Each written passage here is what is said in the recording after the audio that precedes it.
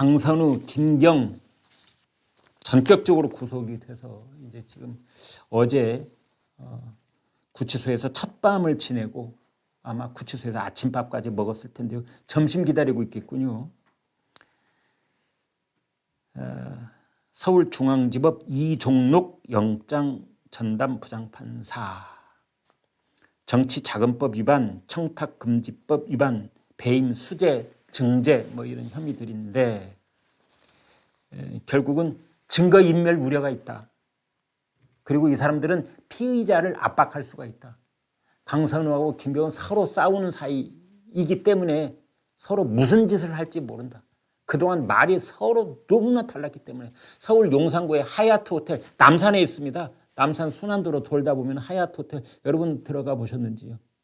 그 하얏트 호텔에서 2022년 지금부터 그러니까 4년 전입니다. 그때 1월 달에 이제 김경이 강선우한테 이 테이블 밑으로 1억 원이 들어있는 쇼핑백 이걸 놔뒀다는 거 아니에요. 그런데 그 돈을 강선우가 돌려준 시점이 그해 8월 달입니다. 본인이 다 인정하고 있는 거예요. 이거는 7달 동안 그 1억 원이 강선우 집에 있었습니다.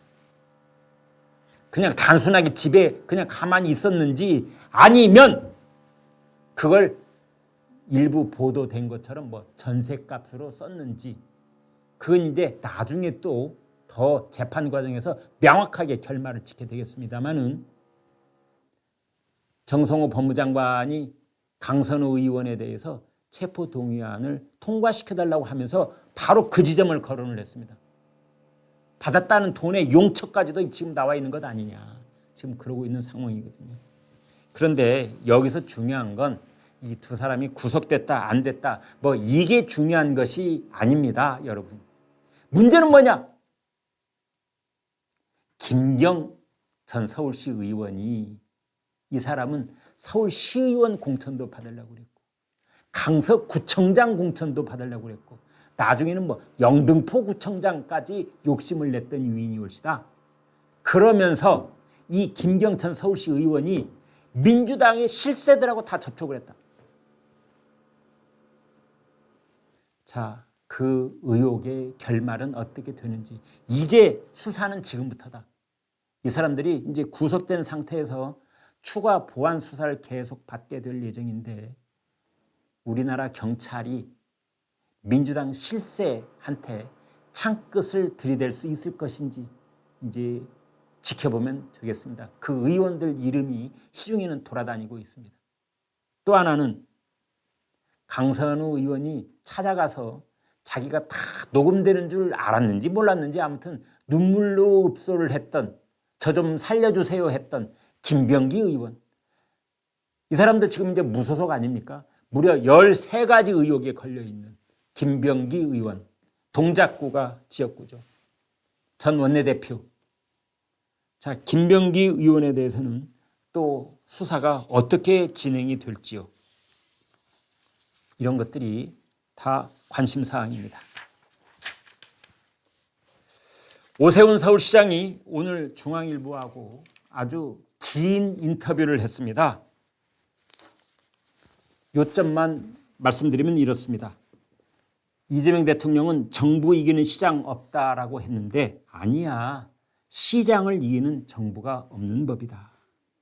앞으로 6월 3일까지 90일이 남았는데 산 넘고 물 건널 일이 여러 번 생길 것이다. 윤 어게인으로 전쟁터에 임할 수는 없다.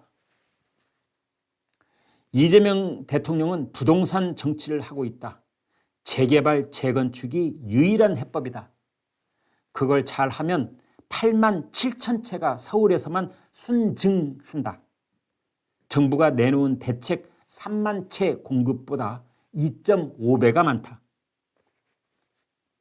정원호 성동구청장 얘기를 많이들 하던데 서울시가 레일을 깔아놓자 그 위에 성동구가 달린 것에 불과하다.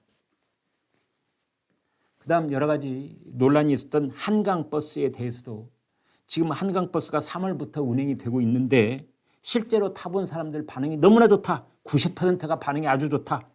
2, 3년이 지나면 동대문 디자인 플라자 DDP나 세빛 둥둥섬처럼 서울의 랜드마크가 될 것이다. 장동혁 대표가 지원 유세를 하면 도움이 될 것 같은가? 지금 같은 기조라면 전혀 도움이 안 될 것이다. 이정현 공관위원장이 말한 현재 광역단체장들의 용퇴론 어떻게 받아들이는가? 대답. 당 지지율에도 못 미치는 일부 지자체장을 겨냥한 것이지 나는 해당되지 않는다. 라고 대답을 했습니다. 간추린 뉴스입니다.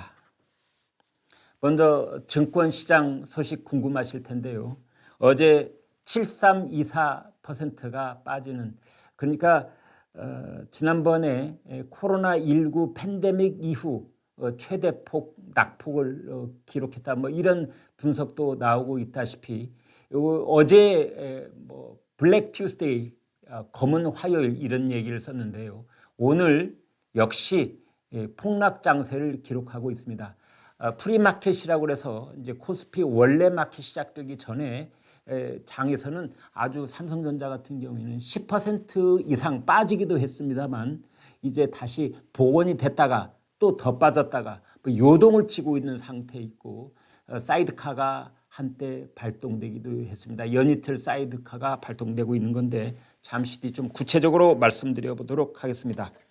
여러분, 무엇보다 궁금한 것 중에 하나는 이란의 차기 지도자는 어떻게 될 것인가, 이 점일 것으로 보이는데, 아침에 긴급 뉴스가 타전된 거에 따르면 이란이 지난번에 미국과 이스라엘의 폭격으로 사망한 하메네이의 둘째 아들 무즈타파 하메네이 56살인데 차기 지도자로 유력하게 검토되고 있다라는 뉴스가 뉴욕타임스 그리고 이란 인터내셔널 두 매체에 의해서 보도가 되고 있습니다.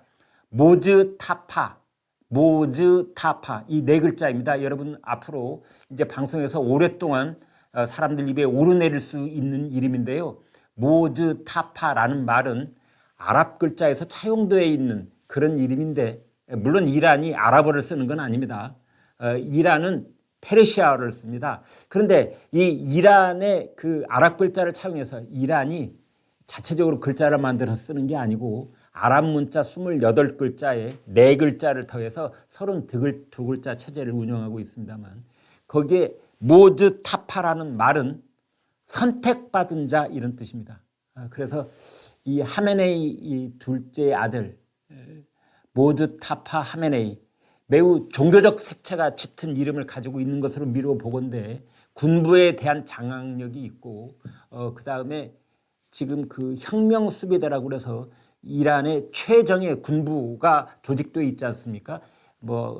혹자는 한 20만 된다는 군 조직인데요. 이 혁명 수비대를 완전히 장악하고 있는 인물이다. 그래서 많은 언론들이 이란이 미국과 적정한 시점에 협상을 하는 것이 아니라 결사항전을 택한 것이 아니냐, 지금 이렇게 보고 있습니다. 또 하나 이 사람의 약점은 이란의 하메네이의 둘째 아들이기 때문에 세습 체제로 가는 것이 아니냐 해서 비난 여론도 함께 일어나고 있습니다. 하메네이라는 말은 이란에 있는 지명입니다. 하메단이라는 지명의 출신 사람들을 하메네이라고 부릅니다.